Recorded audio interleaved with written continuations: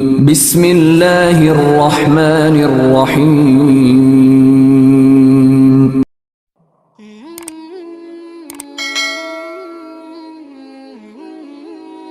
السلام علیکم، welcome to my channel نبی کا امتی۔ کیسے ہیں آپ سب؟ امید ہے کہ آپ سب خیر و عافیت سے ہوں گے اور الحمدللہ آپ کی دعاؤں سے میں بالکل ٹھیک ہوں۔ ویڈیو کا آغاز کرنے سے پہلے درود پاک پڑھ لیں۔ اللہم صلی علی محمد وعلی آل محمد۔ رجب المرجب کا مہینہ بہت ہی برکتوں والا ہے، اور اگر اس مہینے میں پھر جمعہ جو ہے اس کی فضیلت اپنی ہے، اس کی بھی بہت بلند فضیلت ہے، اور جمعے کے دن درود پاک پڑھنے کی بھی بہت فضیلت ہے۔ برکتوں کے اوپر برکتیں، ایک تو مہینہ رحمتوں اور برکتوں والا، اس پر جمعہ مبارک اور زیادہ رحمتوں اور برکتوں والا۔ اور درود پاک کی کیا فضیلت ہے یہ تو ہم جانتے ہی ہیں۔ درود پاک اگر ہم عام طور پر بھی پڑھیں، یعنی اپنی ڈیلی روٹین میں بھی پڑھیں تو وہ بہت ہی افضل ہے، لیکن اگر ہم اسے رجب کے مہینے میں جمعے کے دن پڑھیں تو وہ اور زیادہ افضل ہے، اس کی اور زیادہ فضیلت ہے۔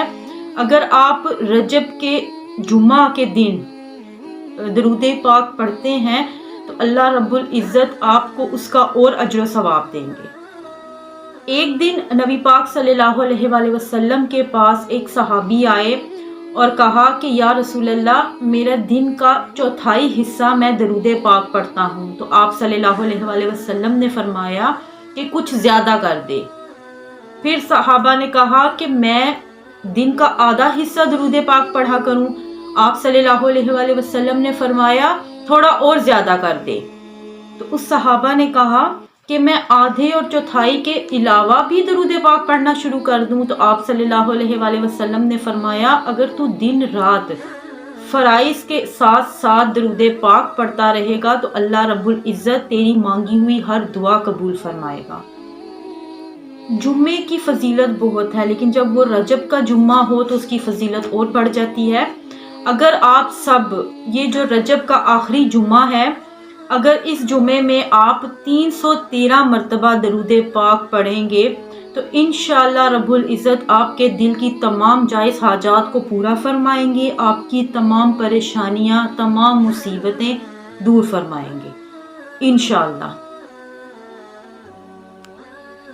313 کی تعداد زیادہ تعداد نہیں ہے، کچھ لوگ تو ایسے بھی ہیں جو روزانہ ہزاروں دفعہ درود پاک پڑھتے ہیں۔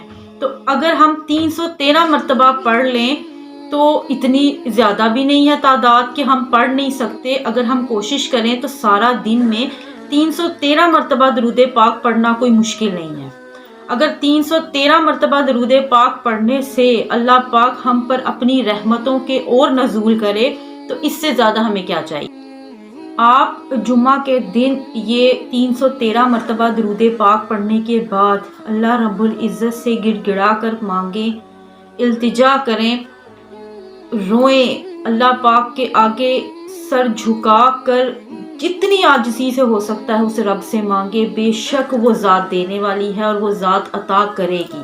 صرف ہمارے دلوں میں اس چیز کا یقین ہونا چاہیے کہ ہم اللہ سے جو مانگتے ہیں بے شک وہ دیتا ہے، لیکن صحیح وقت پر دیتا ہے۔ ہم جب مانگتے ہیں رب سے اور اس وقت ہماری جب دعا نہیں قبول ہوتی تو ہم کہتے ہیں کہ اللہ نے ہماری سنی نہیں ہے، لیکن ایسا نہیں ہوتا۔ اللہ پاک کسی کی دعا رد نہیں کرتا، لیکن اللہ پاک وہ دعا صحیح وقت پر قبول فرماتا ہے۔ ہم لوگوں کو اس چیز کا یقین رکھنا ہے کہ بے شک اللہ پاک ہماری مدد فرمائے گا، اللہ پاک ہماری ہر دعا قبول فرمائے گا، لیکن صحیح وقت آنے پر ہمیں اس وقت کا انتظار کرنا ہے۔ نا امید نہیں ہونا، مایوس نہیں ہونا۔ نا امیدی کفر ہے۔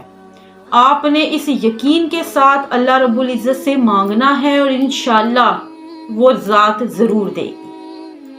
جب تک ہم ان چیزوں پر یقین نہیں کریں گے نا، ہمارے ہاتھ کچھ نہیں آئے گا۔ ہم لوگ اب جیسے میں آپ کو کوئی وظیفہ بتاتی ہوں، آپ وہ وظیفہ کرتے ہیں لیکن وہ آپ پر عمل نہیں کرتا، اس کا مطلب یہ نہیں کہ وہ وظیفہ صحیح نہیں ہے، اس کا مطلب یہ ہے کہ اللہ رب العزت نے آپ کے لیے اس طرف سے کوئی شفا نہیں رکھی، کسی اور کے ذریعے رکھی ہے۔ جیسے آپ کسی ڈاکٹر کے پاس جاتے ہیں، آپ اس کی میڈیسن کھاتے ہیں آپ کو آرام نہیں آتا، اس کا مطلب یہ نہیں کہ وہ ڈاکٹر قابل نہیں ہے یا اس کی وہ میڈیسن اچھی نہیں ہے. چیز یہ ہے کہ وہ اللہ رب العزت نے آپ کے لیے اس کے ہاتھوں میں شفا نہیں رکھی، کسی اور کے ہاتھوں میں رکھی ہے. اب آپ کو آرام نہیں آ رہا، لیکن دنیا کے بہت سے لوگ اس ڈاکٹر کے پاس جاتے ہیں اور شفا یاب بھی ہوتے ہیں. اس کا مطلب یہ ہے کہ آپ کے لیے وہ صحیح نہیں ہے، اللہ رب العزت نے کسی اور کے ذریعے آپ کی مدد کرنی ہے. تو اس چیز پر یقین رکھیں کہ بے شک اللہ پاک مدد کرتا ہے اور ضرور کرے گا. اسی طرح وظائف بہت سے ہوتے ہیں. اب ایک ہی چیز کے لیے مختلف علماء جو ہیں وہ آپ کو وظیفہ بتاتے ہیں. اگر میں آج آپ کو ایک وظیفہ بتا رہی ہوں، اگر آپ دیکھیں گے تو اور بہت سے علماء آپ کو اور طرح سے وظیفے بتائیں گے، لیکن اس کا مطلب یہ نہیں کہ یا میں آپ کو غلط بتا رہی ہوں یا وہ آپ کو غلط بتا رہے ہیں. چیز یہ ہے کہ آپ کو ان میں سے کس سے اللہ پاک آپ کی سنے گا، یہ تو اللہ ہی جانتا ہے، ہم نہیں جانتے. ہم تو صرف آپ کو بتا سکتے ہیں، باقی وہ ہونا نہ ہونا اس ذات کے ہاتھ. لیکن ہم صرف اتنا کر سکتے ہیں کہ اس چیز پر یقین رکھ سکتے ہیں کہ اللہ رب العزت ہماری مدد فرمائے گا اور ضرور فرمائے گا. آپ نے کوئی بھی وظیفہ کرنا ہے، کوئی بھی، آپ نے اس یقین کامل کے ساتھ کرنا ہے. یہ میں آپ سے ہر ویڈیو میں کہتی ہوں، کوئی بھی وظیفہ جب تک آپ یقین سے نہیں کریں گے اس کا کوئی فائدہ نہیں.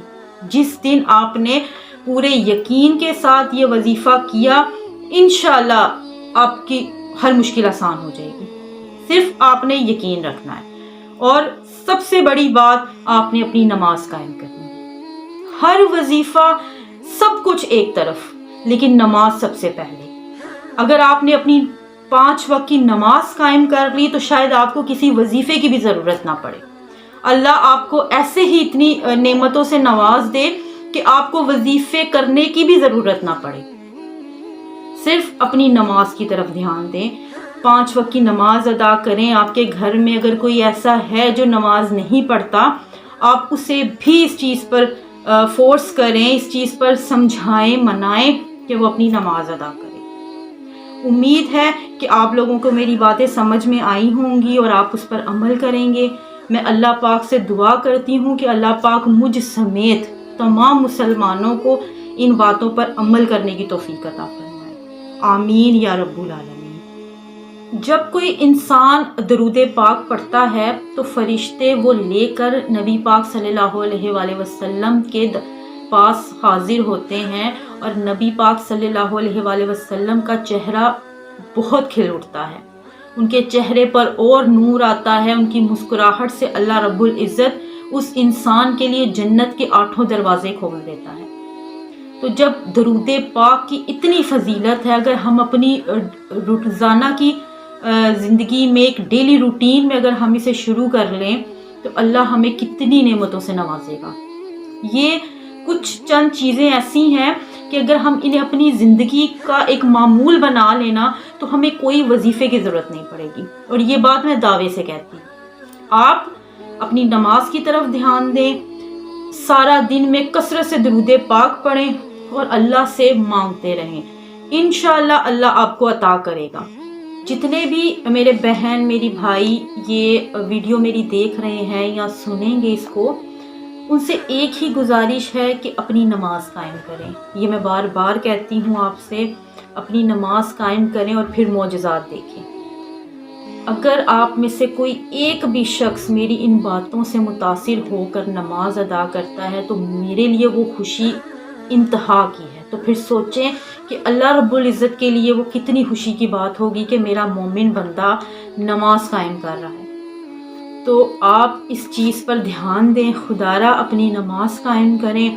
اور جو اس ویڈیو کو دیکھ کر اگر کوئی نماز کی طرف اپنا رجحان کرتا ہے تو مجھے میسج کیجیے گا، تاکہ مجھے اس چیز کی خوشی اور مجھے پتہ چلے کہ کوئی تو میرا مومن بھائی بہن ہے جو میری اس بات کو سن کر اس پر عمل کر رہا ہے. تو مجھے بہت خوشی ہوگی. اور میں اللہ پاک سے آپ سب کے لیے دعا گو ہوں کہ اللہ پاک آپ سب پر اپنی رحمت کرے، مجھ سمیت تمام مسلمانوں کو 5 وقت کا نمازی بنائے، پرہیزگار بنائے اور صراط مستقیم پر چلائے. آمین یا رب العالمین. چلتے ہیں آج کی سبق آموز کہانی کی طرف. وہ تینوں دوست قاضی صاحب کے سامنے بیٹھے اپنے فیصلے کے منتظر تھے۔ کمرے میں خاموشی چھائی ہوئی تھی اور قاضی صاحب بہت ہی گہری سوچ میں تھے، کیونکہ آج ان کے پاس کچھ انوکھی نوعیت کا مقدمہ تھا جس کا فیصلہ کرنا بہت ہی مشکل تھا۔ اور وہ مقدمہ کچھ یوں تھا: چند دن قبل یہ تینوں دوست کمرے میں بیٹھ کر شطرنج کھیل رہے تھے۔ عبید اللہ، عبداللہ اور لقمان، یہ تینوں دوست بیٹھ کر شطرنج کھیل رہے تھے اور ان کے علاوہ اس کمرے میں اور کوئی شخص موجود نہیں تھا کہ اچانک اس شطرنج کا ایک مہرہ غائب ہو گیا۔ انہوں نے ہر جگہ تلاش کیا، کمرے میں ہر جگہ دیکھا، مگر انہیں وہ مہرہ نہیں ملا۔ اگر کمرے میں ان تینوں کے علاوہ اور کوئی شخص نہیں تھا تو ظاہر ہے ان تینوں میں سے ہی کسی ایک کے پاس وہ شطرنج کا مہرہ تھا۔ ان میں سے کسی ایک نے بھی یہ نہیں کہا کہ دوسرے کی تلاشی لی جائے، صرف یہ سوچ کر کہ وہ دوسرا دوست کہیں برا نہ مان جائے۔ وہ تینوں ہی ایک امیر گھرانے سے تعلق رکھتے تھے۔ آخر کار وہ تینوں اپنا معاملہ لے کر قاضی کے سامنے حاضر ہوئے اور اسے اپنا سارا یہ معاملہ سنایا اور قاضی کے فیصلے کا انتظار کرتے ہوئے ان کے ساتھ بیٹھ گئے۔ قاضی صاحب نے جب یہ سنا تو کچھ دیر خاموش ہوئے اور گہری سوچ میں گئے۔ اس کے بعد انہوں نے کہا کہ میں آپ لوگوں کو ایک کہانی سناتا ہوں اور اسے غور سے سننا۔ دو دوست تھے جو کہ ایک ہی شہر میں رہا کرتے تھے۔ ان دونوں کی دوستی اتنی گہری تھی کہ وہ دونوں سگے بھائیوں سے بھی ایک دوسرے کو عزیز جانتے تھے۔ ایک دوسرے کے سکھ دکھ میں وہ برابر کے شریک رہتے۔ اگر کسی کے خاندان میں کوئی پریشانی آتی تو دونوں سگے بھائیوں کی طرح ایک دوسرے کا ساتھ دیتے۔ دونوں ایک دوسرے کے نفع نقصان میں ہمیشہ برابر رہتے۔ ان میں ایک کا نام آفتاب تھا اور دوسرے کا نام زبیر۔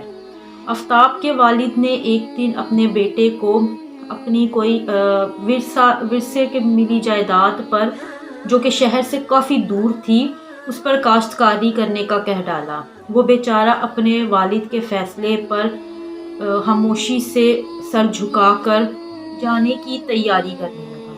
جب یہ بات زبیر کو پتہ چلی تو وہ بہت پریشان ہوا۔ اسے یہ خوف آیا کہ ہم دونوں دوست الگ ہو جائیں گے، لیکن جانا تو لازمی تھا۔ ان دونوں نے فیصلہ کیا کہ ہم ایک دوسرے کو خط کے ذریعے اپنے حال احوال سے آگاہ رکھیں گے اور ایک دوسرے سے کبھی جھوٹ نہیں بولیں گے۔ خیر، آفتاب اپنے والد کے کہے ہوئے فیصلے کے مطابق وہاں سے چلا گیا اور یوں دونوں دوست آپس میں بچھڑ گئے۔ وہ دونوں ایک دوسرے کو ہر پل یاد کرتے رہتے تھے۔ ایک دن زبیر نے آفتاب کو خط لکھا اور اس میں اسے بتایا کہ وہ اس سال حج کا ارادہ رکھتا ہے اور اس سے کہا کہ اگر وہ بھی اس کے ساتھ چلے تو اسے اور زیادہ خوشی ہوگی۔ جب یہ آفتاب نے یہ خط پڑھا، اسے جب یہ خط موصول ہوا تو اس نے پڑھ کر اسے خوشی ہوئی کہ اس کا دوست حج کا ارادہ رکھتا ہے، لیکن ساتھ ہی اسے اس بات کی تکلیف ہوئی جب اس نے اسے دعوت دی جانے کی۔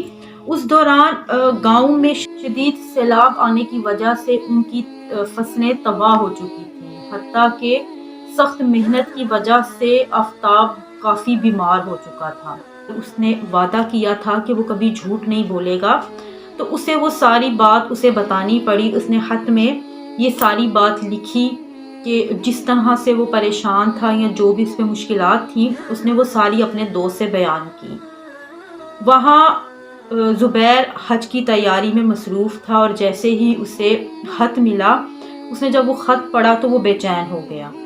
اس نے اپنا حج کا ارادہ ملتوی کیا اور جو بھی جمع پونجی تھی جو اس نے اکٹھی کی ہوئی تھی حج پر جانے کے لیے یا سفر کے لیے، وہ ساری اس نے اکٹھی کی اور گھر سے روانہ ہو گیا۔ روانہ ہونے سے پہلے اس نے آفتاب کو ایک خط لکھ دیا اور اسے تسلی دی کہ وہ پریشان نہ ہو اور میں تم سے ملنے آ رہا ہوں۔ یہ سارا اس نے خط میں بیان کر دیا اور وہ سفر پر روانہ ہو گیا، گھوڑے پر بیٹھا اور چلا گیا۔ سفر کافی طویل تھا، اسے جگہ جگہ پڑاؤ ڈالنا پڑا۔ اب اس کا گزر ایک جنگل سے تھا۔ اس نے سوچا کہ اب میں کہیں پڑاؤ نہیں ڈالوں گا تاکہ میں جلدی سے ہی یہ جنگل کا جتنا فاصلہ ہے یہ عبور کر دوں۔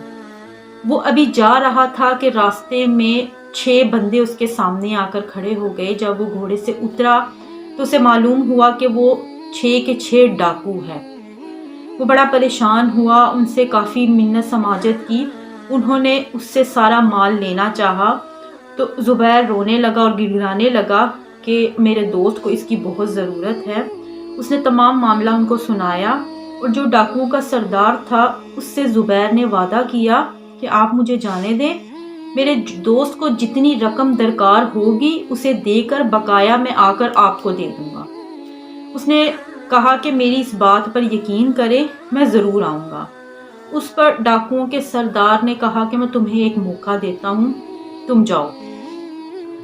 وہاں جب آفتاب کو زبیر کا خط ملا، وہ خوشی کے مارے آفتاب کو لینے اس راستے پر روانہ ہوا تاکہ سیلاب کی وجہ سے جو راستے خراب ہیں، ٹوٹے پھوٹے ہیں، ان سے بحفاظت وہ اپنے دوست کو گھر لا سکے۔ مگر چونکہ وہ بیمار تھا، اس کی صحت نے اتنی اجازت نہیں دی اور وہ رستے میں ہی انتقال کر گیا۔ اور جب زبیر آفتاب کے گھر پہنچا تو اسے اس دردناک واقعے کا معلوم ہوا اور اپنے دوست کے انتقال کا سن کر اسے شدید صدمہ ہوا۔ وہ رویا، بہت پریشان ہوا، لیکن پھر اسے اس ڈاکو کا خیال آیا کہ میں نے اس سے وعدہ کیا ہے۔ وہ واپس اپنا سارا مال لے کر دوبارہ اس ڈاکو کے سردار کے پاس گیا اور جا کر اسے کہا کہ یہ لو، سارا مال لے لو اور مجھے قتل کر دو۔ ڈاکو کے سردار نے پوچھا کہ تم ایسا کیوں کہہ رہے ہو؟ تو اس نے بتایا کہ جس دوست کے لیے میں یہ سب کچھ کر رہا تھا، جس دوست کے لیے میں نے اپنا حج ملتوی کیا، وہ دوست اس دنیا میں نہیں رہا۔ اب اپنے دوست کے بغیر میں نہیں زندہ رہ سکتا اور اس اذیت کے ساتھ میں نہیں زندہ رہ سکتا، تم مجھے قتل کر دو۔ جب ڈاکو کے سردار نے اس کا یہ سارا واقعہ سنا تو اسے بہت ہی رنج ہوا، اور ڈاکو کے سردار نے جب زبیر کا یہ سارا واقعہ سنا تو زبیر کو بخش دیا اور اسے کہا کہ آج سے تم میرے بھائی ہو اور مجھے تم آفتاب ہی پاؤ گے۔ اس ڈاکوؤں کے سردار نے اسے سارا مال واپس کیا اور اسے وہیں سے حج کے لیے روانہ کر دیا، یہ کہہ کر کہ تم حج پر جاؤ گے تو تمہاری اذیت شاید تھوڑی کم ہو جائے۔ قاضی صاحب نے جب یہ قصہ سنایا اور سنانے کے بعد کچھ دیر خاموش ہو گئے، اور پھر چند لمحوں بعد انہوں نے اپنے سامنے بیٹھے ان تینوں دوستوں سے پوچھا کہ جو قصہ میں نے تم لوگوں کو سنایا ہے اس سے تم لوگوں نے کیا سبق لیا ہے، کیا اندازہ لگایا ہے کہ ان ساری کہانی میں تم لوگوں کے نزدیک کس نے سب سے بڑی قربانی دی؟ ان میں سے ایک نے کہا، عبداللہ نے کہا کہ میرے نزدیک زبیر نے سب سے بڑی قربانی دی، جس نے اپنے دوست کے لیے اپنے حج کا فیصلہ ملتوی کر دیا۔ لقمان نے کہا کہ میرے نزدیک آفتاب سب سے بڑی قربانی دی، جس نے اپنے دوست کے لیے اپنی زندگی کی بھی پرواہ نہیں کی۔ اس پر عبید اللہ نے کہا کہ میرے نزدیک وہ ڈاکو ہی بہتر تھا جس نے زبیر کی بات پر بھروسہ کیا۔ تو اس پر قاضی صاحب نے کہا کہ شطرنج کا مہرہ عبید اللہ کے پاس ہے۔ عبید اللہ نے وہ نکال کر سامنے رکھ دیا اور باقی دونوں دوست حیران ہوئے اور انہوں نے قاضی صاحب سے پوچھا کہ آپ نے یہ فیصلہ کیسے کیا، آپ کو یہ کیسے معلوم ہوا کہ شطرنج کا مہرہ عبید اللہ کے پاس ہے؟ تو اس پر قاضی صاحب نے کہا آپ دو دوستوں کو زبیر اور آفتاب صحیح لگے، جبکہ عبید اللہ نے ڈاکوؤں کے سردار کو صحیح جانا۔